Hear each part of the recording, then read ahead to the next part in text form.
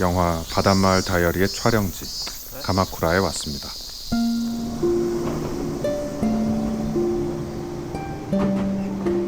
이번이 두 번째 방문입니다. 처음 왔을 때 핸드폰만으로 부지런히 영상을 찍고 편집까지 했었는데 결과물이 썩 마음에 들지 않았습니다. 누군가는 핸드폰으로 찍어도 빼어난 결과물을 내던데 무척 아쉬웠어요. 이젠 압니다.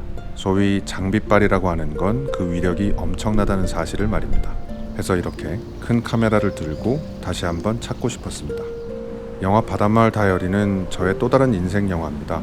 인생이라는 말엔 뭔가 거창한 의미가 들어있어야 할 것 같지만 저는 그저 때가 되면 다시 찾아보게 되고 그렇게 보고 또 봐도 좋은 영화에 인생이라는 낱말을 붙이고 있어요. 저는 고레에다 히로카즈 감독의 다른 영화들도 무척 좋아합니다. 그의 작품들은 탁월한 이야기는 물론이고 은은하고 아름다운 영상미를 선사하는 걸로 유명합니다. 하지만 영화 속 공간을 직접 가보고 싶다는 바람을 가진 건 바닷마을 다이어리가 유일했어요. 아마도 그건 뛰어난 촬영 실력뿐 아니라 가마쿠라라는 도시 자체가 지닌 매력 때문에 그런 게 아닌가 싶습니다. 이번 영상엔 영화 바닷마을 다이어리 그리고 제 가족에 관한 이야기를 담았습니다. 그리고 저는 이번 가마쿠라 여행을 제 가족인 여동생과 함께 했어요. 그럼 천천히 함께 둘러보시죠.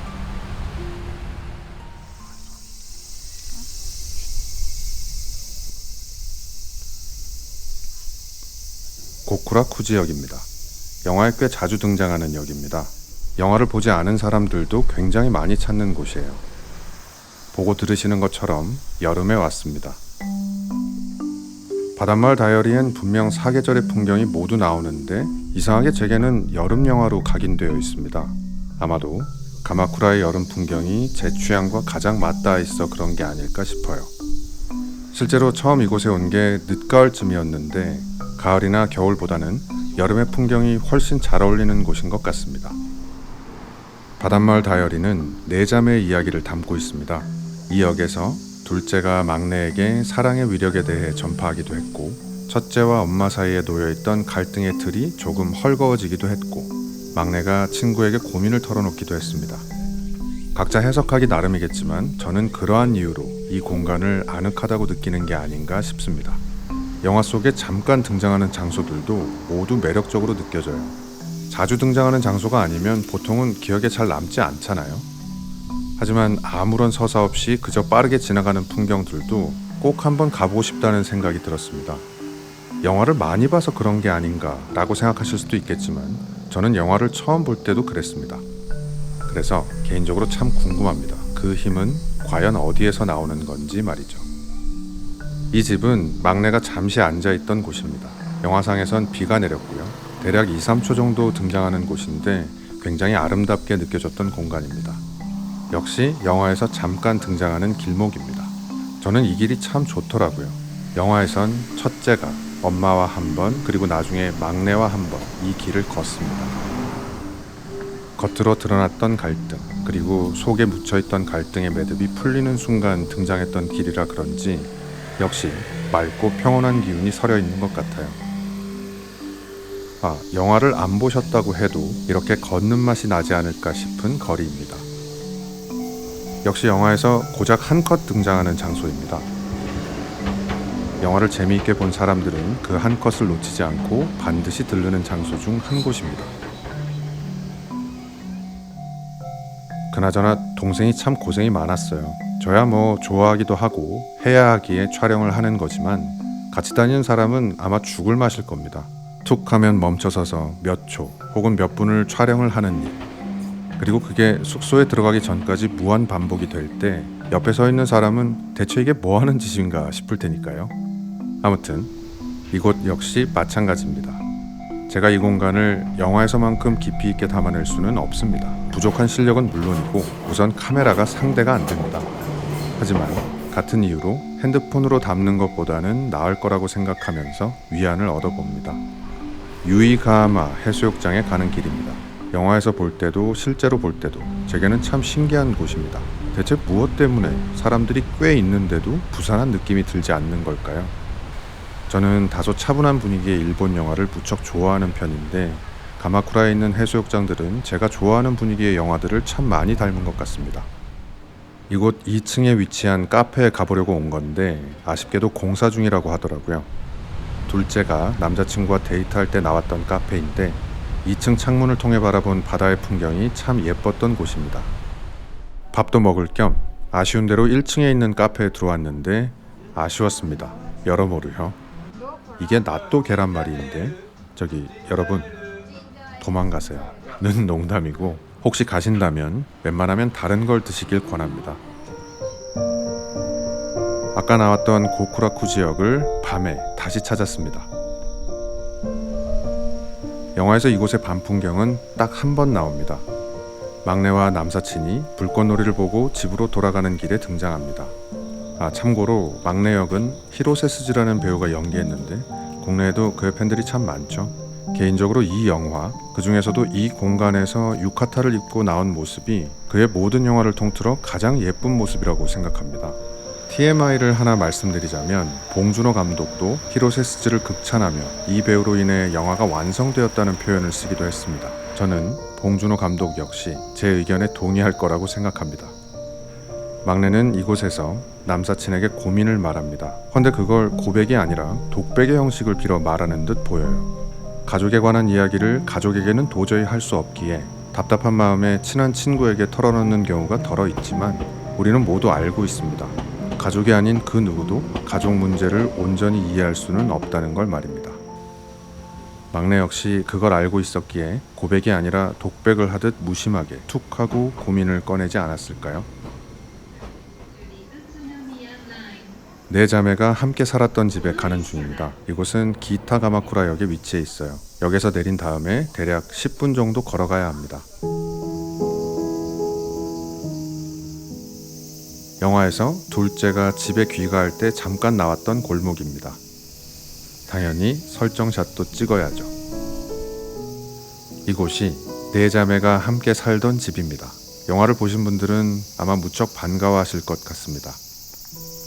이 집에서 정말 예쁘고 아름다운 장면이 참 많이 등장합니다. 하지만 동시에 다소 무거운 장면 또한 나옵니다. 대부분의 가정에서 늘 예쁘고 아름다운 일만 생기지 않는 것처럼요. 여름의 가마쿠라는 다 좋은데 무척 덥습니다. 아마 여름에 일본 도쿄에 와보신 분들은 깊이 공감하실 거예요. 해서 이렇게 수시로 카페에 들러 열을 식혀야 했습니다. 아까 나왔던 고쿠라쿠 지역에서 막내가 친구에게 꺼냈던 말은 나 여기서 살아도 될까? 였습니다. 중3밖에 안 된 소녀의 입에서 나오기엔 꽤 무거운 말이죠. 여기엔 사연이 있습니다. 막내는 언니들과 엄마가 다릅니다. 이복 동생이죠.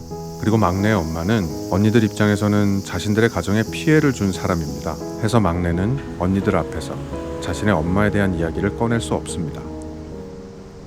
아빠에 대한 이야기도 하기 어렵습니다. 자신에게는 한없이 다정했던 아빠지만 그 다정함이 언니들에게는 우유부단하고 무책임한 기질로 여겨질 테니까요. 막내는 아빠가 죽은 후 자신에게 함께 살자고 말해준 새 언니들에게 대단히 큰 고마움을 느끼지만 동시에 죄책감 같은 걸 가질 수밖에 없는 처지입니다. 이곳은 막내가 친구들과 함께 들렀던 카페입니다. 역시 꼭 한번 와보고 싶었던 곳이에요. 처음 왔을 땐 문이 닫혀 있었거든요. 드디어 오게 되었습니다. 그간 저와 같은 손님들이 많았는지 주인장께서 환대를 해주시며 흔쾌히 촬영을 허락해 주셨습니다. 영화에서 막내는 친구들과 함께 이 카페에 들렀을 때 숨을 돌릴 수 있는 틈을 하나 발견하게 됩니다. 이 가게의 주인 아저씨가 아빠와 친분이 있을지도 모른다는 생각을 하게 되거든요. 어쩌면 여기서 아버지에 대해 이야기 나눌 수 있는 가능성이 열린 셈이죠. 하지만 곧바로 그걸 직접적으로 확인할 수는 없습니다. 그 말이 행여나 언니들 귀에 들어가서는 안 되는 일이니까요. 막내는 카페에서 나와 남사친과 함께 이 길을 걷습니다. 언니들에게는 할 수 없는 얘기들을 조금씩 꺼내 남사친에게 들려줍니다. 아빠가 병원에서 죽음을 기다리고 있을 때의 추억에 대해서. 근데 여러분께서는 가족들과 대화를 자주 하시는 편인가요? 부모님, 형제 자매들, 혹은 남편과 아내, 그리고 자식들과 말이죠. 제 주변 사람들은 대부분 반드시 필요한 대화 이외에는 잘 하지 않는다고 하더라고요. 저는 별일이 없다면 그렇게 지내는 게 나쁘지 않다고 생각합니다. 가족끼리 꼭 모든 걸 공유해야 한다고 생각하지도 않고요. 특히 남들에게 알리고 싶지 않은 자신만의 비밀스런 취미나 욕망, 혹은 남세스러운 부분 등을 공유하지 않는 건 가족이라고 해도 예외가 될 수 없다고 생각합니다. 하지만 명백히 눈에 보이는 문제가 존재하는데 그걸 가족이란 이름으로 덮은 다음 평생 아무 일도 없는 것처럼 지내는 건 오히려 결국엔 관계를 망칠 수도 있다는 생각이 듭니다. 개인적으로 저는 지금도 그 부분을 놓고 가족들과 다툼을 지속하는 중입니다. 서두에 말씀드렸듯 이번 여행을 친동생과 함께 했습니다. 이렇게 함께 여행을 한 지 몇 년 됐어요. 이 모습을 보면서 이런 생각이 드실 수도 있을 것 같아요. 아, 저 남매는 어려서부터 서로의 감정들을 자유롭게 표현하면서 알콩달콩 잘 지냈나 보다 라고요. 결론부터 말씀드리면 전혀 아닙니다. 오히려 그와는 정반대였어요. 저는 굉장히 못된 오빠였습니다. 어려서는 동생을 많이 때렸습니다. 조금 커서는 한 번씩 혼을 낼 때 폭언을 하기도 했고요. 해서 동생이 집안 전체에서 유일하게 무서워했던 사람이 저였습니다. 동생 입장에서 하나밖에 없는 오빠라는 인간은 언제 화를 낼지 모르는 미친놈이었을 테니까요. 그때는 맞고 지금은 틀린 부분이 있을 겁니다. 가부장제가 다른 모든 걸 압도했던 시대의 잘못이기도 할 겁니다. 장남에게 여동생의 잘못까지 책임지게 했던 가풍의 탓도 있을 겁니다. 하지만 그렇다고 해서 제가 동생에게 저지른 폭언과 폭력이 아무것도 아닌 게 된다고 생각할 수는 없었습니다. 그마저도 30이 넘어서야 깨닫게 됐고요. 이후 동생에게 몇 차례 진심으로 용서를 빌었습니다. 덮어놓고 모든 걸 잘못했다라는 식으로 사과를 하지 않았습니다. 잘못한 부분과 그렇지 않은 부분, 그리고 어쩔 수 없었던 부분을 명확히 구분하지 않고 전하는 사과는 결국 모두에게 좋지 않다고 생각했거든요. 에노시마라는 섬에 왔습니다. 역시 영화에 몇 차례 등장했던 장소입니다. 그 중에서도 이 식당이 가장 유명해요.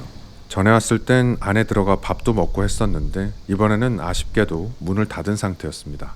처음 왔을 때 영화에서도 자주 등장했던 시라스동 잔멸치 덮밥을 먹었었는데 혹시 생강 베이스의 양념 맛을 좋아하지 않는다면 다른 걸 드시길 권합니다. 영화에서 네 자매는 이 식당에서 자주 시간을 보냅니다. 세 자매가 어려서부터 자주 들른 공간에 이제 막내의 시간도 더해지는 거죠. 이곳은 막내가 친구들과 함께 잔멸치를 말리던 공간입니다. 해질녘이라 그늘이 많이 지긴 했어도 역시 운치 있는 공간이었습니다. 집에 특별한 문제가 없는데 이상하게 어릴 적엔 친구와 만나는 시간이 무언가에서 해방된 기분을 느끼게 해줬던 것 같습니다. 가족이라는 이름의 울타리는 세상에서 제일 든든하지만 때로는 그게 무겁게 느껴질 때가 있었던 것 같아요. 제가 동생에게 진심으로 용서를 구했을 때, 동생이 차근차근 마음을 열고 저를 용서해주기 시작했을 때 저는 이제까지와는 다른 관점으로 동생을 바라보게 되었습니다. 핏줄을 공유한 사이 해서 남다른 마음을 가지고 결정적 순간이 오면 반드시 함께하는 사이만이 아니라 늘 힘이 되어주는 사이가 될 수도 있지 않을까? 왜 친구처럼 평소에도 이런저런 이야기를 주고받으며 일상의 많은 부분을 공유하면서 지낼 수는 없는 걸까? 정답인지는 잘 모르겠습니다만 저는 친정오빠로서 동생을 보호해야 하는 위기의 순간만 제외하면 서로를 남처럼 대하자고 말하고 있습니다. 바다와도 같은 넓은 마음으로 저를 용서해준 동생을 생각하면 제가 뭔가를 바란다는 것 자체가 참 이기적이긴 하지만 그럼에도 앞으로 평생 잘 지내는 게 중요하다면 관계를 재정립해야 하지 않을까 싶었거든요. 가족이니까 이럴 수도 있다가 아니라 가족이기 이전에 한 인간으로서 서로를 대하고 소통하는 게 무척 중요하다는 생각이 들었습니다. 막내가 친구들과 불꽃놀이를 하러 갈 때 나왔던 거리입니다. 개인적으로 가마쿠라의 불꽃놀이를 못 본 게 무척 아쉽습니다. 가마쿠라의 불꽃놀이는 왠지 세상에서 가장 평온한 불꽃놀이가 되지 않을까 싶었거든요. 제 생각엔 가마쿠라에서 슬램덩크의 성지로 유명한 이곳 가마쿠라 코코마의 역이 유일하게 부산한 곳이 아닐까 싶습니다. 그나저나 저도 학창시절에 만화 슬램덩크를 참 열심히 봤거든요. 근데 이곳이 나왔는지는 전혀 기억 속에 없습니다. 그저 유명한 곳이니 카메라에 담아야겠다 싶어 한번 와본 거예요. 하지만 이번이 마지막이 될 것 같습니다. 이곳은 셋째가 일을 했던 가게입니다. 개인적으로 셋째 역을 맡았던 카오라는 배우를 무척 좋아합니다. 굉장히 매력적인 배우라고 생각하고 있어요. 영화에서 셋째는 낚시를 좋아하는 걸로 나옵니다. 어느 날 어릴 적 집을 나가 자신의 기억 속엔 거의 없는 아빠가 낚시를 좋아했다는 사실을 막내로부터 전해 듣는 장면이 나옵니다. 신기하기도 하고 어쩌면 당연하기도 한 것 같은 순간이죠. 저와 동생은 누가 뭐래도 한 핏줄입니다. 동생은 듣기 싫은 얘기겠지만 서로 많이 닮았거든요. 당연히 부모님과도 많이 닮았고요. 그런데 문제는 두 분의 단점 또한 저희에게서 많이 발견된다는 점입니다. 그럴 때 서로 엄청나게 웃습니다. 우리가 그렇게 싫어하는 모습이 우리에게도 있다는 게 싫기도 하고 또 어쩔 수 없는 부분이기도 해서 말이죠. 동생과 관계를 다시 정립한 후 저희는 대화를 많이 나누고 있습니다. 이제야 비로소 서로를 조금씩 알아가는 중인 것 같아요. 가끔씩은 부모님의 험담을 하기도 합니다. 서로 아버지와 어머니가 같기 때문에 가능한 일이겠죠. 제가 아버지와 어머니가 했던 말과 행동을 전할 때 그걸 정확히 이해할 수 있는 유일한 사람이 바로 동생이니까요. 그리고 제가 아버지와 어머니를 욕해도 그 너머에 있는 이면, 우리 남매를 위해 인내하고 헌신했던 면을 기억할 수 있는 유일한 존재가 역시 동생이니까요. 가마쿠라엔 흐린 날도 있었습니다. 영화에서 첫째가 장을 볼 때 잠깐 등장했던 장소에 가보는 중입니다. 영화에서 첫째는 사실상 동생들의 부모 역할을 했습니다. 동생들을 혼도 내고 또 사랑도 주면서 부모의 자리를 대신했죠. 해서 동생들은 첫째도 욕망을 가진 보통의 인간이라는 사실을 잊곤 합니다. 대부분의 자식들이 그러는 것처럼요. 저도 집에서 첫째라 그런지 영화에서 첫째의 심정에 공감이 가는 경우가 많았습니다. 그런데 영화를 2번, 3번 보게 되면서 점점 부모님을 떠올리게 되더라고요. 나 역시 나의 부모님을 단지 부모로만 봤구나. 그들 역시 한 명의 보통 사람인데 서툴고 힘들고 짜증도 나고 그러면서 힘을 내보고 다시 또 좌절하는 그냥 그런 평범한 사람인데 하는 생각 말이죠. 남이었으면 절대 하지 않았을 말과 행동을 부모님과 서로 주고받는 경우가 덜어 있습니다. 물론 제가 그러는 경우가 훨씬 더 많고요. 가족이니까 그럴 수 있다고 말할 수도 있겠지만 그로 인해 가족 모두가 고통을 나누고 있다면 한 번쯤은 바꿔도 좋지 않을까 싶었습니다. 그런 상황에서 다툼을 피하기 위해 침묵을 택하는 것도 현명한 방법일 수도 있겠지만 저는 조금 안타깝더라고요. 세상에서 제일 가까운 사이인데 가장 먼 곳에 선 채로 남은 인생을 보낸다는 게 말입니다. 물론 어떤 영역에서는 쉽지 않은 일입니다. 예를 들어 당신들의 형제들에게 반기를 들고 있는 저를 마냥 용납할 수는 없을 테니까요. 저 또한 조금씩 양보를 하기도 하고 방법을 제고하기도 하면서 모두에게 조금 더 나은 결과를 이끌어내기 위해 노력하고 있습니다만 이걸 단박에 해결할 수는 없을 겁니다.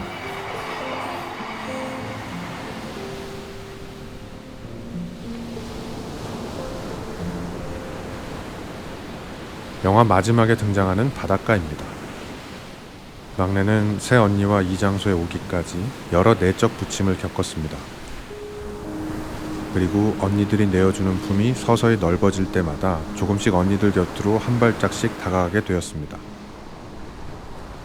이제 언니들 앞에서 아빠와 쌓은 추억에 대해 말할 수 있을 테고 그리고 엄마에 대한 애정과 원망 등을 조금씩 털어놓을 수 있을 겁니다.